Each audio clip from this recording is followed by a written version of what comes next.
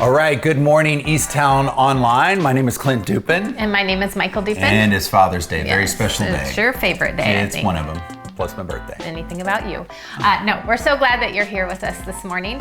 We would love for you to take a moment and do a couple of things. One would be share the service with someone in your life that you know needs to be encouraged today. And the other thing would be to check in with us. You can text Eastown to 94000. Let us know you're here.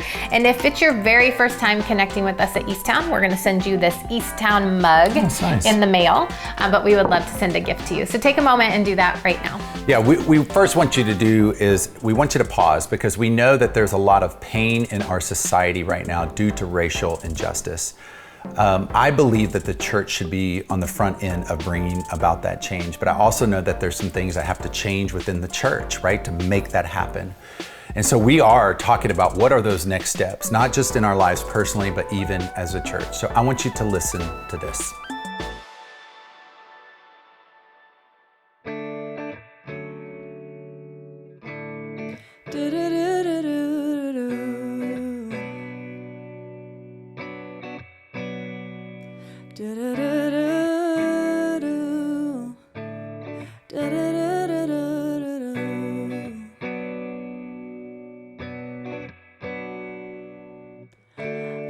gets hard when you cannot see, but you can't stop believing, yeah.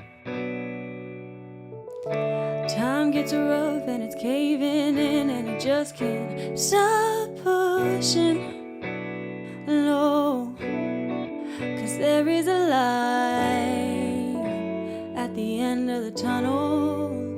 I'm gonna take one step, one step, one step at a time. I'm gonna take one step, one step, one step at a time.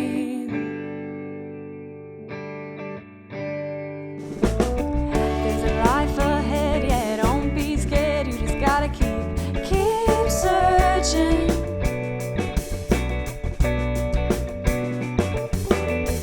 There's a love that lasts beyond our ways. It's called eternal, yeah. 'Cause there is a light at the end of the tunnel. I'm gonna take one step, one step, one step at a time. I'm gonna take one step, one step, one step at a time.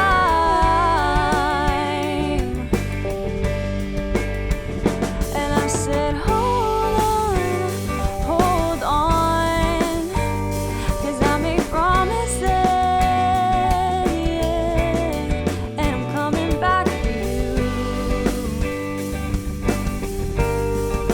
I'm coming back for you. And I said, hold on, I made promises, and I'm coming back for you. I'm coming back for you. I'm gonna take one step, one step, one step at a time.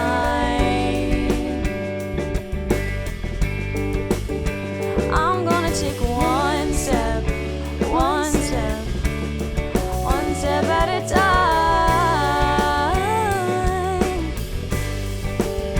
I'm gonna take one step, one step, one step at a time. I think it's pretty incredible just to see the way that people are using their talent and using their craft to communicate what they believe is true and to speak out. And I just listened to the words of that song, and I know for some people it feels hard to believe that change can really come. But I love the words where it says we have to keep believing, we can't stop pushing. And then this idea that for all of us, we commit to take one step at a time. And I know that we've been processing that, and we've been taking steps to listen, to learn, to adjust things in our lives, and to admit where we've been wrong. And we're asking the Eastown community, if you're connecting with us, to do the same, to commit to taking one step at a time. And I don't know what that might be for you, but we believe it's going to take all of us together taking steps to move us towards change, because this is not the way that God intended our world to be. But we say over and over that we believe we're the solution to a broken world. And so we're asking you to engage, to determine your step, and to begin to speak out so that we see change in this lifetime.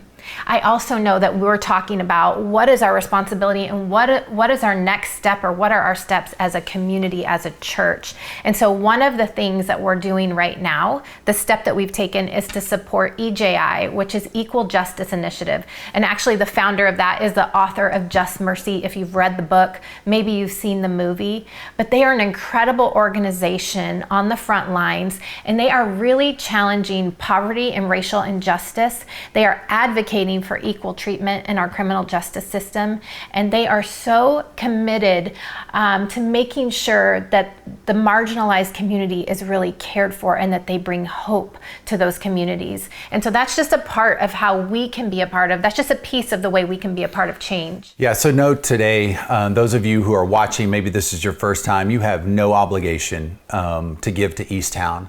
But we do know that people that are generous live better lives. And we always say this, one of our statements around Eastown is like, if you're not going to be generous to Eastown, be generous somewhere, right? And so you have an opportunity to give today. There will be a link right there that you can do that right now. But I want to get on to what's happening in our service today. I'm really, really excited. I just want to thank a couple of people. Todd Downing, who is a coach for the Tennessee Titans, connected us with Nate Burleson and Tony Dungy. And I was able to sit down with these guys and have an interview. I even did a rap battle with Nate. I don't like to brag, but I beat him. I don't even think you brought anything to the table after you heard his. Are we going to hear that today? I don't think so. I don't think it's necessary. We need to for sure post that. Yeah, but it is Father's Day, and I want to say this to all fathers. You have such, we just want to celebrate you. But I also want to say this, as I know that there's people out there that it's hard to celebrate today. It's hard to celebrate your father, your earthly father. Maybe he fell short, right? And maybe you have pain, or maybe you have anger on this day, or maybe you fall in a different category and you want to be a father and you feel like you don't have influence and you want that. Let me change that for you, is that I believe this, we believe this, is that each and every person, and specifically today, men, I'm talking to you, is you have influence. Whether it's in your workplace, it's in your home, it's in your neighborhood, it's at your school, is we believe that God has placed you strategically to have influence on others. Our sole mission here at Eastown is to point people to Jesus, that we can be better followers of who he is, so that we can treat all people equally, so that we can bring justice wherever we go. And men, you have that ability to do that today. That's why we celebrate Father's Day, right? So today you're going to see part of the interview. We are actually going to post the link of the full interview on our Facebook site at Eastown if you want to watch that more fully. But make sure you check in at Eastown just by texting Eastown to 94000 and enjoy the rest of this day.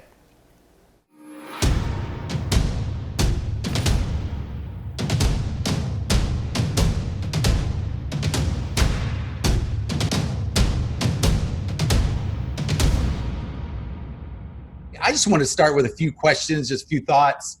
I'm a Detroit Lions fan. Okay, all right. I watched you play. Were you ever offended when people called you Megatron? You know, they didn't really call me Megatron. They called me Recepticon. Think about Calvin. He was Calvin. Sorry. Yeah. Listen, here's the thing.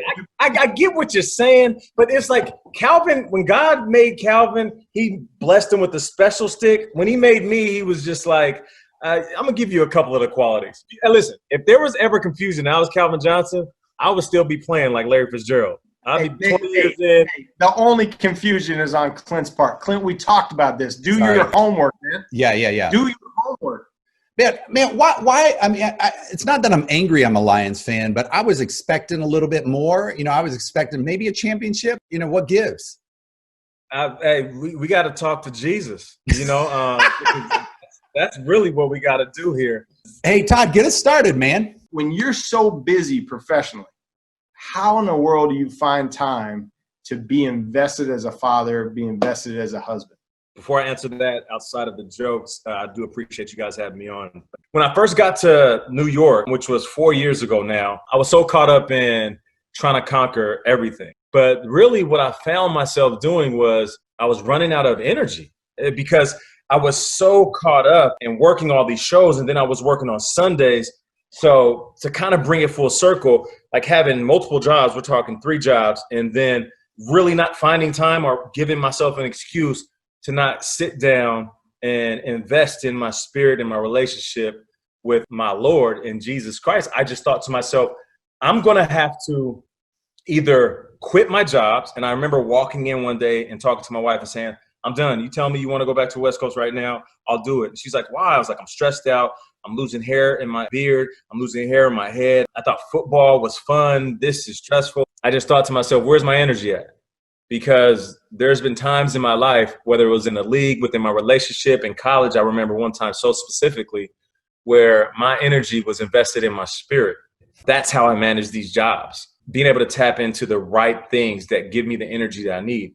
But if you can plug into something that's bigger than you, your battery will never feel depleted. I remember your clothing brand. I don't know if that's still around, the Lion's Blood. And I read an article one time about how that started, about where you were, what you were thinking. It was a tough time. And I think we live in a day and age where there are so many people dealing with depression, anxiety, fear. Yeah. But talk to us a little bit about, because I know people are going to be watching that or watching this that are at that point right now. You know, before my career, I was just this fun-loving kid. And I just thought, all right, I'm going to play as long as the NFL will keep me. And I remember tearing my ACL, which at that point was the toughest injury, because my skill set was the agility. It was being able to jump and run and cut. And I was sitting in Alabama getting my surgery by one of the best doctors in the world. And I was so far removed from what I knew as life. I'm sitting in this hotel room alone. My wife had came up to visit me, but the kids are back in school, so she had to go back. And every night I'm just like trying to figure out like where my importance is. And I remember every Sunday I would listen to the games, and I so desperately wanted them to say my name. And in that moment I realized, like, the league's going to forget about you. I'm sitting back and I'm just like, man, they really could care less about me. Now, it wasn't the case. Maybe I was being over dramatic, but more than anything, I realized this game was here before me and it will go on after me. And I remember at night, after I was cleared from my pain pills, but still had some left, I was like, you know what? I'm going to just have a little bit of vodka and I'm going to go to sleep. A few days later, I go down to the same bar at the bottom of this hotel. Hey, let me get a double. You give me a double. Next day, I'm like, hey, can you just fill the cup up? No ice. The next week, I walk up to him, I hand him $100. I'm like, yo, could you just get a bottle for me and just send it up to my room? And I remember drinking just by myself, thinking, get on the phone with the wife, yeah, everything's cool, but really so deep in my own despair. And then waking up, I remember waking up and like looking down, seeing my shoes first with my shoes. I never sleep with my shoes on. And then I looked at my torso and like, it was like I fell asleep in like maybe a comfortable position, but to me, it looked like I was laying in a casket. And in that moment, I was like, I'm either going to be in one or I'm going to find my way out of this bottle. I was searching for, validation, and I was trying to find it in my own misery. And I was like, I gotta walk away from this, whether I play again or not. You play all these games, it's all these deep, dark voices that talk to you while you're sitting in this like pit. And if you listen to them, you're just going to dig deeper. But if you listen to something deeper, you're going to climb out of it. And that's what I did. I was like, nah, man, I'm bigger than this. I'm bigger than this injury. I'm bigger than this bottle. I know that God has a bigger plan for me. So let me tap into that. And then that's when I went through my first like major rehab, came back, played again. And then Detroit called. Don't get me wrong, depression is real and there's dark moments we all deal with, but you can conquer anything. You just got to tap into the right source. And I always felt like God is that. So as a father, how are you navigating what's happening in our society right now of all the ugliness, the injustice, the racial issues? Help us out with that. It's tough because you see these things happening, right? A black man unarmed in the street, a black woman, she gets shot while she's laying in bed, and it seems like we're watching a TV show, but it's the same rerun, and it always ends in a way that makes me feel terrible. So it's hard not to accept the reality of what it is. So instead of trying to deny it or act like it isn't happening, because it's easy for a guy to live in the suburbs, disconnected from some of the chaos that goes on in the inner cities and some of these places around the country, to just say, I'm not necessarily dealing with that. I'll send out a tweet, but I'm not gonna like really address it. And I'm gonna make sure my kids they're in this bubble. I don't do that. I make sure my kids understand what's going on in society without generalizing a group of people. And that's very important to me. You know, being raised in Seattle, very diverse community. College in Reno, from Minnesota to Seattle, Detroit, Cleveland. I live in Jersey, work in New York. I've traveled all over the world. I look at humans as humans. Do I see color? Yes, I have to. I'm an African-American man. But I can't sit here and get so angry that I walk downstairs and I'm like, family, huddle up.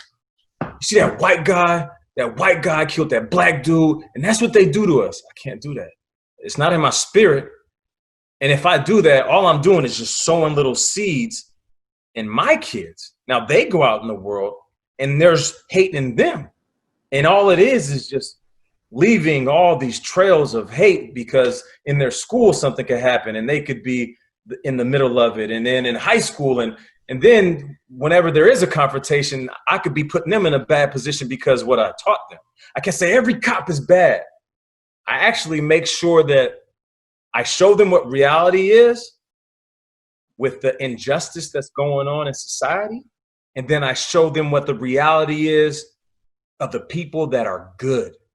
So I have best friends that work in the police force, and they come over to my house. And it isn't for me to parade them around my family. They just come over and they're just here. They're out of uniform and we're hugging and how you doing and how's your family? And they call each other cousins.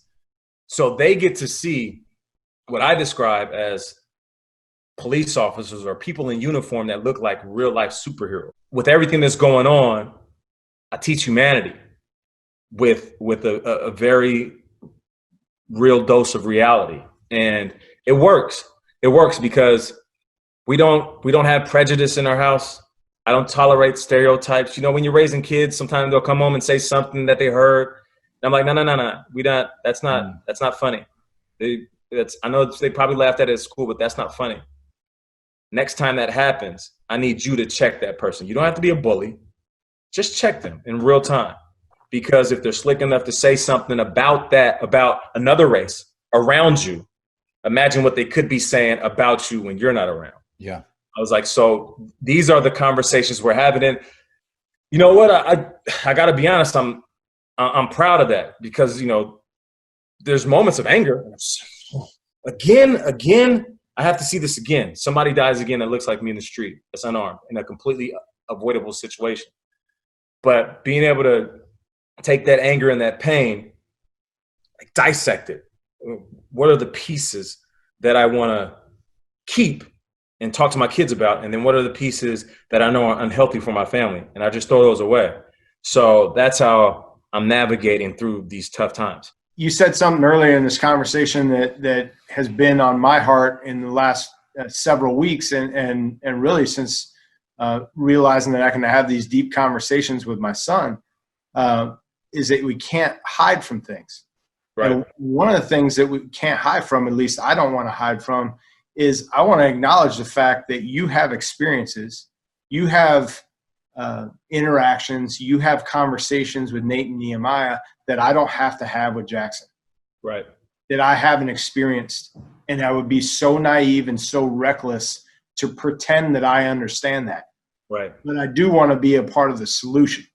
Yeah. You know, I put a couple of posts out there and people responded in all kind of ways. Majority of them were like, yeah, I agree with you. This is wrong. This stuff has to stop. But then there's folks that come out and they say, well, you know, they're just rationalizing. And people are sliding in my direct messages and saying, I'm unfollowing you. It's ridiculous. I can't believe you would make a correlation to Kaepernick's silent protest and I'm like, well, I don't know how you don't see the parallel, but if you want to make an argument that you didn't like the way he did it on the stage, he did it because football is supposed to be football, that's a different conversation, but don't rationalize something as simple as life.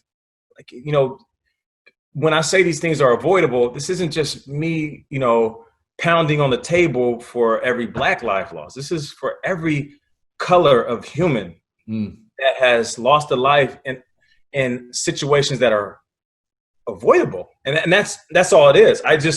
It's just like what our God has for us, just that understanding and empathy of the moment, and that grace. Like, I just feel like we lack all of these qualities because, quite frankly, we're calloused by it happening so often, and maybe even calloused by the things that we digest and the things that we see and the things that we talk about. And I had to go through a moment where what I'm digesting, what I'm watching, what I'm listening to, is that changing my heart?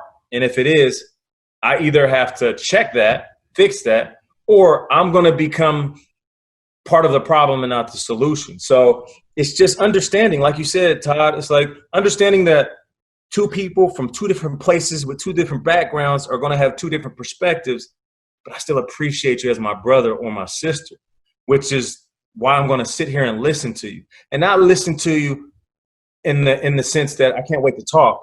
Listen to you and literally try to take in every word. And that's where change happens. And if we can get to that point, if people just listen more often and try to let those feelings sink in, I think we'll be in a better place. Well, I'm here with Coach Tony Dungy, and Tony, you have, I think you have every accomplishment under the sun. You're a New York Times bestseller. You are a Hall of Fame coach. You've played in the NFL. You were even, I don't like this one as much because I'm a Big Ten fan. I'm a U of M fan, and you played for the Gophers. So I'm not excited about that part. You've been a huge inspiration in my life and in Coach Todd's and so many other people, but especially as a father, you've really inspired me. So I just, first of all, want to just say thank you for what you're doing. When it comes to dads and families, it's awesome. So I appreciate it. Well, thank you for having me, and really love talking about dads and fatherhood and family. So this is going to be awesome. Great. Hey, I've always wanted to ask you this question. You were such an accomplished head coach, had some great seasons at Tampa Bay, Indianapolis, coach one more year after the Super Bowl, and then retire. And I've always wanted to ask you that question. What was the reason for that? I just really felt that the Lord had some other things for me. I had been a coach for 28 years. My ministry at that point had been to men probably 21 to 35 years old. And I just felt that the Lord could do some other things in my hometown of Tampa. I could do some other things besides being a football coach. And it's been awesome. I've missed football for sure, but I'm enjoying some of the other opportunities I've gotten. That's amazing. And I just always remember you talking about family and investing in the life of the player and, you know, them as men. That was one of those things that was important to you. I know people are going to want to hear some football stuff, so I do have a question for you. One of the things I've always been impressed with is your leadership and how you are able to change a culture. How do you do that? How do you focus on that? What does that look like for you? Well, first of all, that culture has to be important to you. And it certainly was to me. I didn't want to build just a winning football team. I wanted to help the team grow closer together. I wanted to help our guys be part of a community, those kind of things. So it was important. Well, if it is important, then you've got to sell that. You've got to make your players believe and understand that it's important. That was the thing for me. How was I going to do that sales job and get it across to them that, you know, there are more important things in life than winning Super Bowls? And I guess I was just really blessed, Clint, because I came into the National Football League that way. My rookie year with the Pittsburgh Steelers in 1977, Chuck Noll was our coach. They had won 2 Super Bowls already. But in his first meeting with us, he said, don't make football your whole life. You new guys, welcome to the National Football League. It's a great profession, but it's not your life. And he went on to model that and show us that. And he created a culture of, yes, excellence on the field, but excellence in your life as well. And I learned from that, and I wanted to pass the same things on to my guys. That's amazing. And because that's one of the things that, you know, all of us are leaders, right? And we all have an impact on culture, and it's keeping that vision in front of us. Where did your faith begin? What I've read about you and what I've heard, it's almost like there was 2 different things. You grew up in a home with faith, but then it was almost like your faith was activated later. Yes, absolutely. My mom and dad and my grandfather and my uncles, it was just a tremendous background. My grandfather was a minister. 2 of my uncles were. My mom taught Sunday school. So I had this background. I heard the stories. I knew what God was supposed to be in my life. I accepted that early on, accepted Christ. But like many young boys, from the time I was probably 9 years old all the way through high school and through college, I was focused on being an athlete, being a student, things in this world that were important to boys.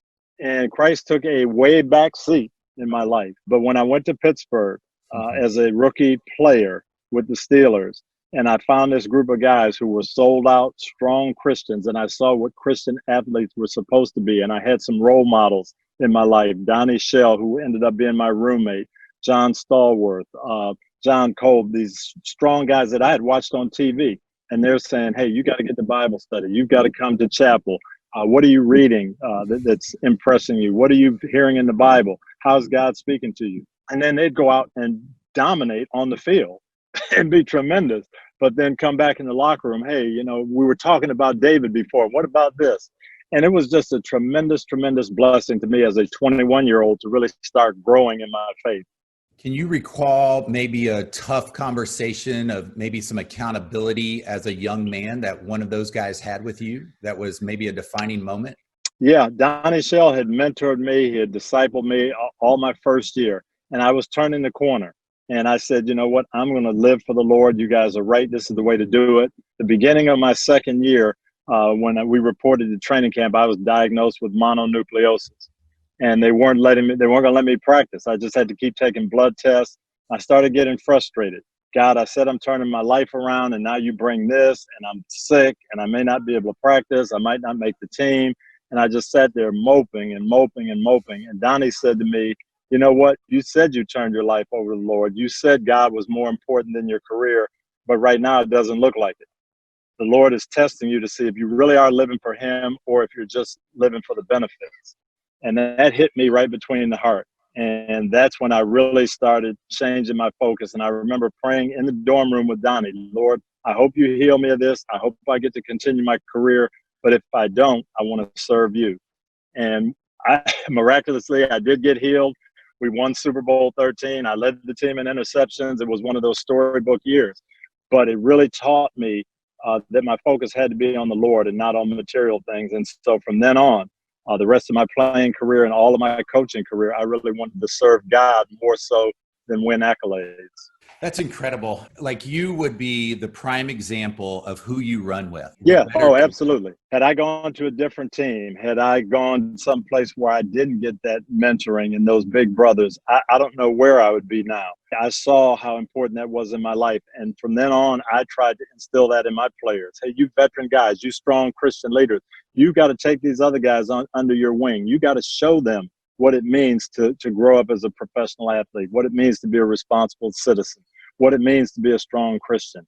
I can tell my kids now, hey, the people you hang out with are going to have a tremendous impact on your life. So pick your friends wisely. Be around people that are going to stimulate you and help you grow as not only a person, but as a Christian. That is so important. That's so good. So let's progress. You get to this place where all pro dad and these books that you're writing, Uncommon, all of these things. Was there a defining moment that said, hey, this is what I want to give my life to? And why are you doing that? 1996, I became the head coach of the Tampa Bay Buccaneers, my dream job. I hired several Christian guys on my staff. I wanted that. I needed that fellowship. So we've got this strong group of people. We've got a 13-year losing streak that we're trying to turn around. We're having fun. But I would go on walks with Clyde Christensen, one of my best friends. He was an assistant coach with us, and we'd walk after practice. We'd talk about the team and what was going on. But invariably, we'd get to discussions about our family. Hey, how's your daughter doing, Clyde? What's going on with them? How's your son doing? How's the family? And we'd always talk about, it was amazing how our dads never missed anything. My dad was at every game I ever had. My dad only had one car, but he got around to all four of us kids, every event we ever had. And I'm looking back, how did he do that? And here I am with all these benefits, and I'm missing this and missing that. My kids are suffering. So we talk about, we're not doing as good a job as our dads did. And what can we do better? We ended up visiting a friend of Clyde's who ran an organization called Family First. And he said, hey, I've got some things I think can help you, ways to kind of communicate with your kids a little better, use your time a little more wisely. We had a meeting and it was fantastic. But then Mark Merrill told us You guys aren't uncommon. There are a lot of dads in your situation that want to do better. They don't seem to have the time. They don't seem to have the resources. If you could help us get the message out, maybe it would be a win-win situation.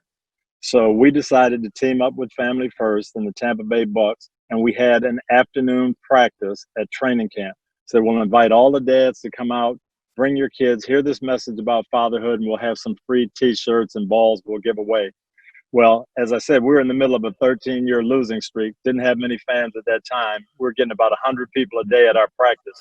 We made this announcement. We got 4,000 people out. And so we said, well, we're not very smart, but we see that men like football and we can connect. So maybe we can tie this idea of fatherhood and football together. It's tough. It takes work and determination to be an all-pro football player. It's just as tough to be an all-pro dad. And that's where the idea came from. Oh, man, I've never heard that. That's incredible. Yes. So then we ended up getting a few athletes who were Christian athletes to give us, hey, what's your best tip that your dad gave you? And we're gonna send it out in an email. So Mike Singletary and Anthony Munoz, all these great players. Hey, my tip of the day from my dad was this. And that has morphed into an email, All Pro Dad Play of the Day, that now over 1 million dads get every day. I'm on that. I love it. No, that's great. I want to ask you 2 questions. First is, what brings the most joy to you as a father? And then what is the hardest thing to you about being a father? Well, I'll start with the hardest thing first, and that's really finding the time and energy to deal with every child and try to nurture them up. One of the things that my dad used to say as a teacher is his job was to help every student get an A. My coach, Chuck Noll, used to say as an assistant coach, you're trying to help every player be the best that they can be. So you got to get to know them. You got to spend time. You got to build relationships. You got to find out what makes them tick. It's the same thing in parenting. You've got to spend time with every single child that you have, and they're a little bit different. And what does this one need? And what does that one need? And that's time consuming, and it's tough, but it's rewarding. That's what is challenging, the most challenging thing to me. The thing I enjoy the most, one of my boys said it, I was getting an award as a Father of the Year many years back. And I asked Eric, who was 12 years old at the time, tell me about the favorite thing you've ever done with me. He had done so many things. He'd been on the sideline at championship games and gone to the Pro Bowl with me and caught passes with Kurt Warner and been on the field at Super Bowls. And I'm thinking he's going to say something like that. And he said, well, the most favorite thing we've ever done when we made that baseball out of tape and we played in the backyard and I beat you 22-3. That's my favorite memory. And I thought, man, that says it all. It's not buying them a car. It's not taking them to the Super Bowl. It's playing tape baseball in the backyard because that's what they want to do at the time. It reminds me of like when we give our children gifts at Christmas when they're little kids and they'd rather play with the box than the actual toy in the box. Man, yes, Tony, it that tells is you what's important to them. That's right. That is rich. How important was your faith and is your faith to your kids? How do you not force it on your children? Because I hear so many parents are like, I'm not going to force religion. I'm like, I don't want you to force religion. I want you to just live your relationship with Jesus. How important is that? And what does it look like? The people that I got the most from are people who showed me how to live. From my parent, my pastors growing up, my college coach, from those professional athletes with the Steelers. Yes, they talked about it and they showed me the Bible and they read to me, but they demonstrated how they lived. And that's what made it attractive to me. Man, I want to be like my dad. I wanted to be like my grandfather. I wanted to be like Coach Noll. I wanted to be like Donnie Shell. So tell me how to do that, as opposed to someone just saying, hey, do this, do this, do this. I'm going to preach to you and you have to do it. They made it attractive. And I think that's what we have to do as parents. Our faith has to be so strong and it has to be such a part of us, but it has to come out in such a way that our kids say, I want what my dad has. That's so good. 10 kids, am I right? 10 right now. Hopefully that's the end, but man, I have 4 and only 3 in the house, and I'm still complaining about that. I can't complain anymore. I mean, you've got like a school, right? It's like, that's crazy. I know It you've is a been through school. some tough things as a father and watched your kids go through some painful experience. And I just feel we live in a culture where we try to not let our kids go through what we went through or try to skip the pain. And how important is it to let them go through that? What does our roles as fathers look like? How are we present in that moment? What does that look like? Yeah, we really have to be there to show our kids things, to guide them, instruct them, but we can't live for them. That's what I've found out. We want to, and we want to say, hey, you're going down the wrong path. Don't do that. Let me snatch you and bring you back here. It doesn't always work that way. Sometimes they have to go down that path, and we have to be right there beside them. So when they see it, we can guide them the right way. But I would love for every single one of my kids to have the benefit of my experience and not have to go through things. But I know my dad, the best lessons he taught me was when he didn't tell me what to do. He said, let's think about this. You got to make a decision. What do you think about A? What do you think about B? And sometimes A would be what he would want, but he wasn't going to make me do that. He would try to convince me and show me that A is better. But sometimes I had to walk down that B path for a while to really learn. I appreciated that from him. I do want to go back to the part where you are a busy, busy person. I really do believe that is a thing we use in our society. It's a badge of honor. I'm busy. We're in the Bay Area and the schedule is crazy. Yeah. I feel like everywhere is crazy. What's present look like? If we do have a minimal amount of time as fathers, how do we pick and choose what we're a part of? How do you kind of navigate that process? I really believe you have to schedule that just like you schedule your work time. We have calendars, we have things that we have to do, and now I've got off time. And it may be just a small window of off time. Well, what am I going to do with that? And I've got to schedule in things for my wife, for my kids. I've got to do things that they definitely want to do because I have a limited time with them. I used to play a lot of golf in Pittsburgh. Coach Noel, when I worked for him, we were home at 7 o'clock at night. Yeah, I went to Kansas City. We had different hours. I had a different boss, longer commute. I worked longer. I said, I can't justify now in the off season taking 5 hours out of my day to play golf. Now that's got to be kids time, family time.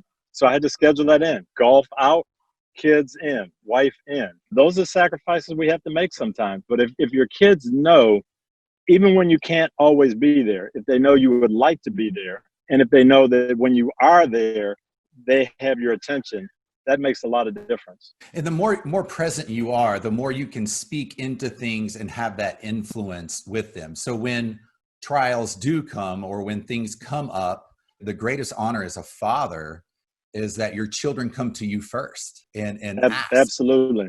Absolutely. Yeah. And being present is so important in their lives, especially when they're young. You mentioned trials. We lost a son at 18 years old, our oldest son, James. And I remember going to my boss, Denny Green, and telling him, I just want to thank you for the way you set this up, because I am not one of those dads that has a regret now. Oh, I wish I'd have spent more time with James. I wish I'd have been home more. You allowed us to be dads, and I want to thank you for that.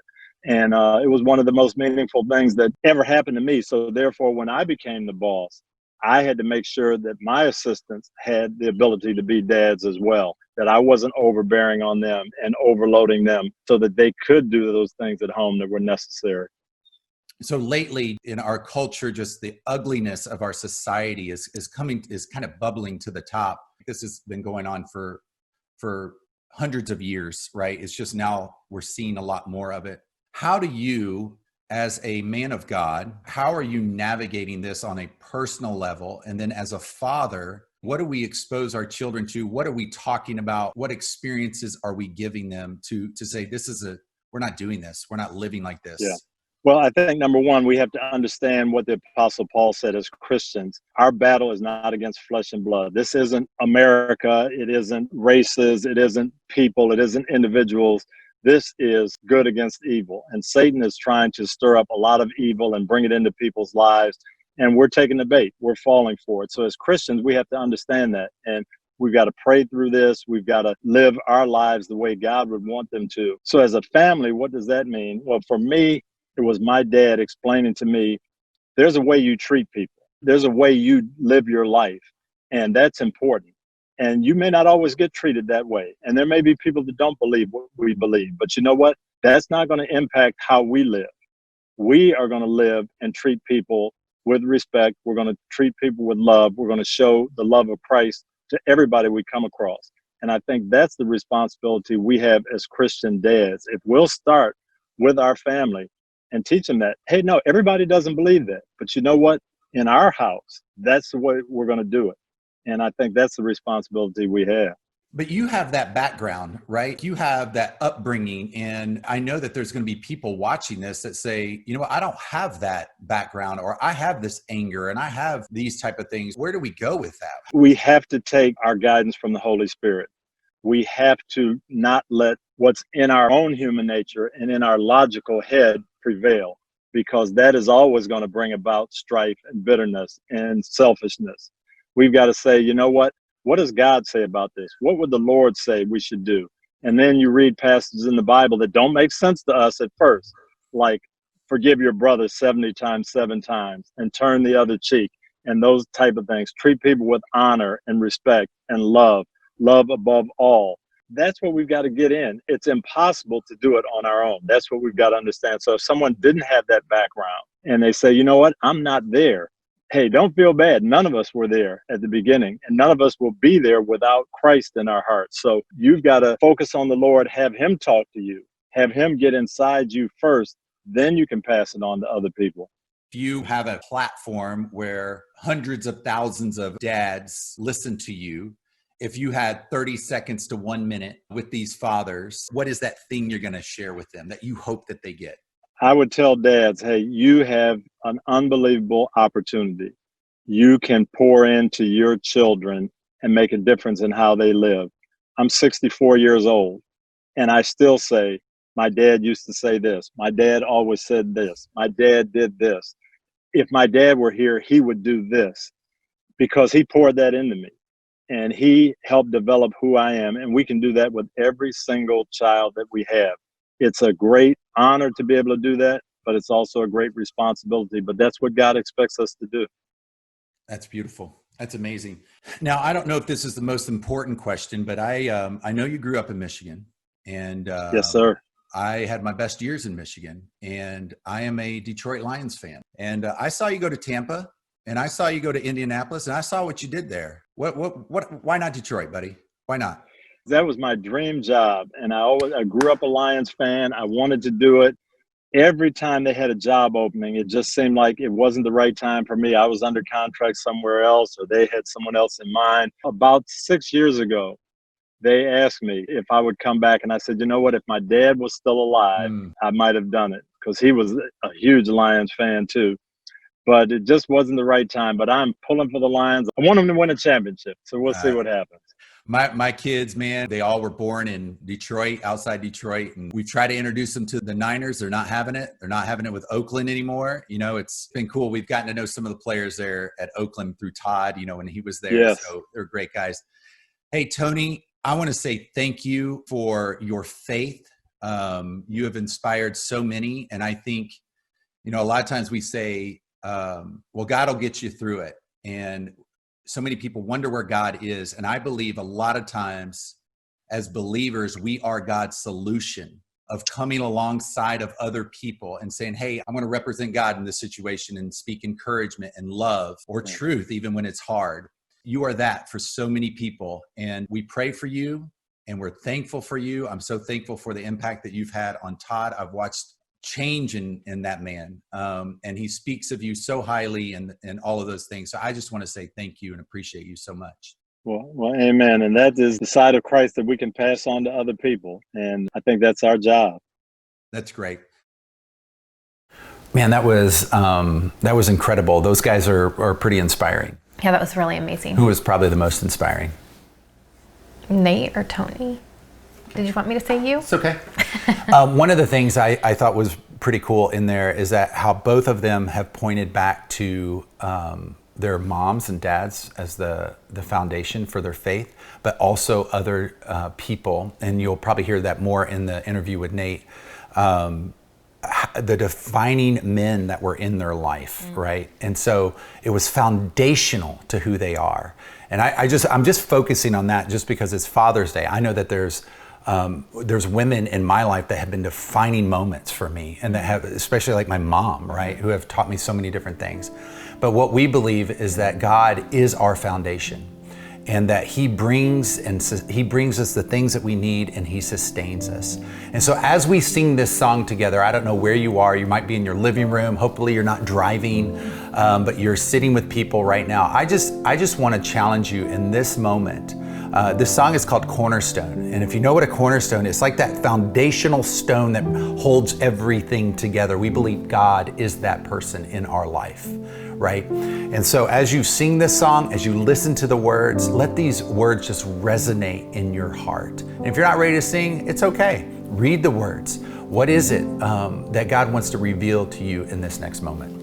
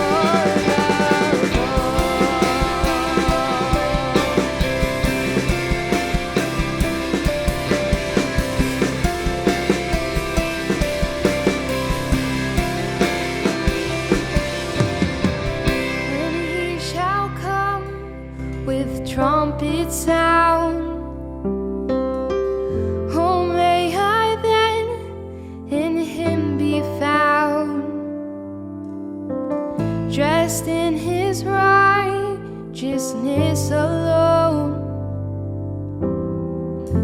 Faultless stand before the throne.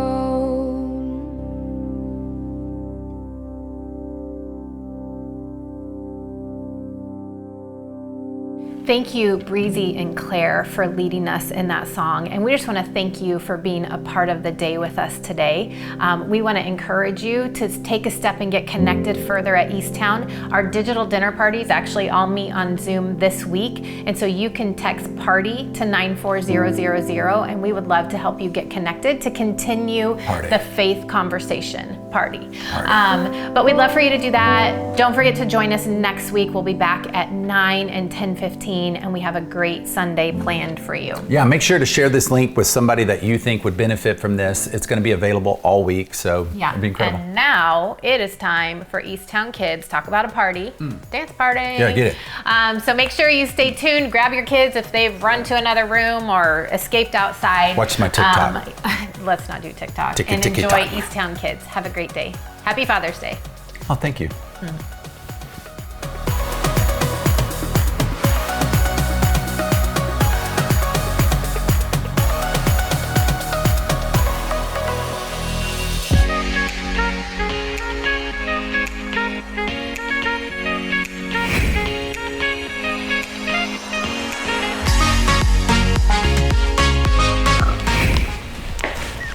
It's a little dusty. Oh, I'm back. Where is they? Hello? Where are they? Where are them tarnations? Are they back here? Where the bird? Now I gotta keep looking. Where are they? Oh, do you hear something? Do you guys hear something? Wait, that's Mr. Fluffles. Mr. Fluffles. Mr. Where's you at? Oh, Mr. Fluffles, do you hear anything? Do you think they're with Dora? No. Them tarnations, I'm gonna go find them. You guys hold on. Where is you at? Where are you?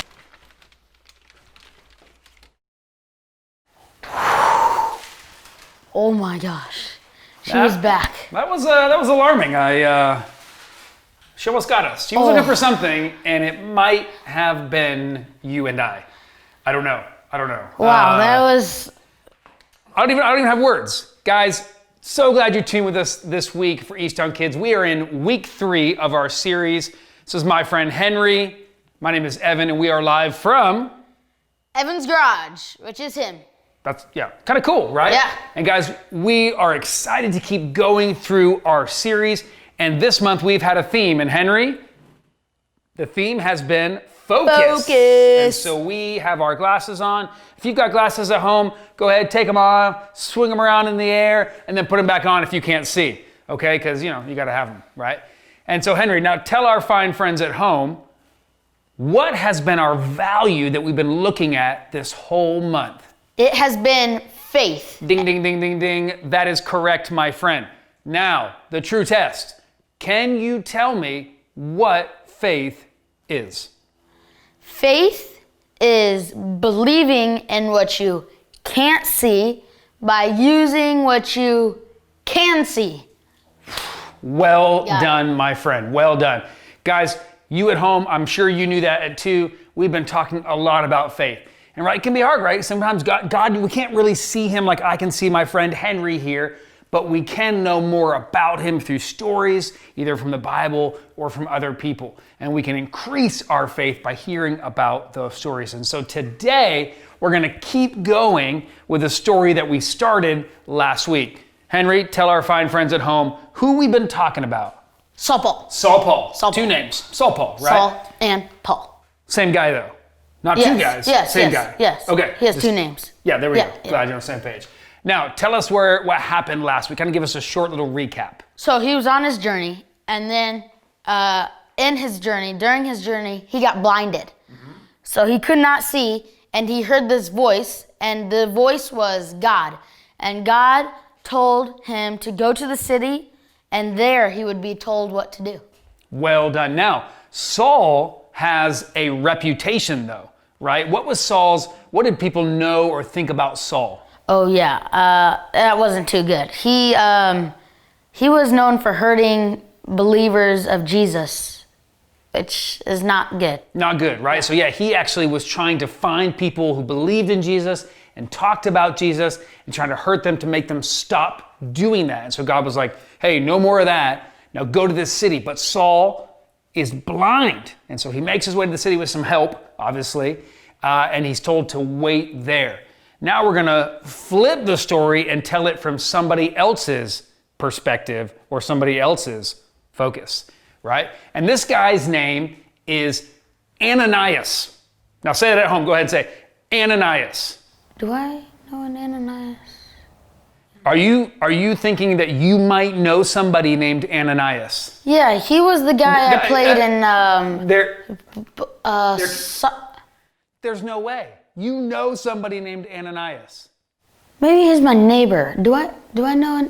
I would really recommend getting to know your neighbors if you're not sure that their name is Ananias or not. Henry, we love you. Ananias is pretty uncommon name, right? But the Bible was written actually a really long time ago and is based in a totally different part of the world. So people just had different names than we're used to. And that's okay. Yeah. This guy's name, Ananias. Well, I need to bring that back. I don't know, right? So Ananias, he actually loves Jesus and has been telling people all about Jesus. And he gets a message from God. And in the message, God says, hey, Saul is in our city. And I want you to go and tell him all about Jesus. I want you to go and take care of him. He's blind. And I want you to tell him all about what it's like to follow Jesus. What are you thinking? Wait, I just realized Saul is a person that hurts people who are believers of Jesus, and Ananias is a strong believer of Jesus. So he's going to be scared. He's going to be scared. He's going to be really right? scared. He's going to be afraid. Whew. Because God has asked him to do it. So he's like, God, are you sure? God's like, yes. He's like, are you double sure? And he's like, yes. Triple sure? Yes. And so Ananias, even though he's so afraid, he goes and he takes care of Saul. And he tells him all about what life is like following Jesus, about how Jesus defeated death. Bang, bang, bang. Okay? And how he loves each and every one of us no matter what. Now that's awesome, right? And what happens in Saul's life is even more awesome. He changes his name to Paul. He is able to see again, and his life changes. He stops hurting people who believe in Jesus and begins to tell other people about Jesus. Now, how awesome is that? That's pretty awesome, and I think that is a reason to celebrate. I think you're right. And you know how we celebrate around here is we dance party. Dance party! Wait. Hey, Sorry, guys. Jordan. Hey, it's Jordan. Guys, if you don't know who Jordan is, you are really missing out. This is my friend Jordan. And Jordan is actually one of our student night leaders. And so she works a lot with our middle schoolers and our high schoolers. And she's even helped with Eastown kids a lot. And Jordan is awesome. She's awesome. I'm not really quite sure why you're here, but I'm loving it. Oh, I appreciate the entrance and stuff, but I was watching from home and you guys are doing great. Great job. Thank you. Absolutely Yeah. amazing. Yeah. Except for your dancing. It's absolutely terrible. I have to come before you guys started again because we just need to do something about it. It's terrible. No. Do you mean Henry's dancing? I mean both of your dancing. So Henry's. No, both of you. Oh, for the kids. Both of you. Okay. Yeah, it's okay. But it's okay We can because take that, yeah. I am a professional. And so I'm going to teach you a dance move that is going to help you in so many ways. You can do it anywhere. So wait, will this help me in my dance-off competitions? Absolutely. I'm like 0 for 30 right Yeah, now. it's great. It's going to be great. All right, so what you're going to do is you're going to grab one hand and you're going to put it behind your head. Oh, okay. All right, and then you're going to grab the other hand Okay. and you're going to stretch it out. And then you're going to spritz it like this. And then you're going to chop it up. Boom, boom, boom, boom, boom, boom, boom, Okay, boom, boom, boom, okay. boom. You got a little bit of energy to it. So like a little bit more. So spritz it. Chop it up. All right, hey guys at home, I want you up. I want you spritzing and chopping. And chopping. All right, Ready? here we go. One more Ready? time. One more time. Chop. And you can switch. Oh, wow. Chop it. All right, guys, up. Let's cue up another dance party, Jordan style. Do it.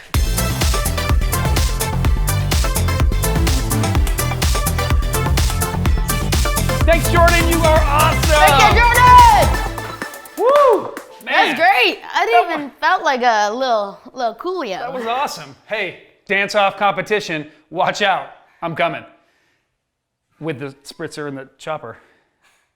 Okay. Anyway, guys, that was awesome. I hope you're up out of your seats trying out those new dance moves, right?